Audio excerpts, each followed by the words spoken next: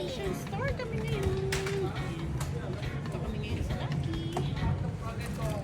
And Filipino food. Lexi, can you help your dad? Yes, please.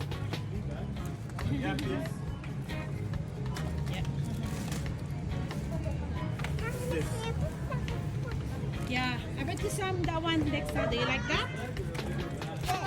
This one. Good. I'm gonna buy next time. I want to buy Two. this next time. How? I got shocked. Mm-hmm. It shocked me. Yeah. Yes, it shocked me. I needed this. It shocked me. Oh. Okay. Kasi Filipino food. Bumili din kami ulit ng ube. Ayan. Hopia Mongo. Ayan. Okay, the other one is this. Ayan, sige na. Kain na kayo. Lexa, grab one. Ayan. Uy, ano ang taste niya? Kasi dalawa yung binili namin. Ito naman to isa. Hopia Mongo. Ayan, binili namin isa. Oh yeah.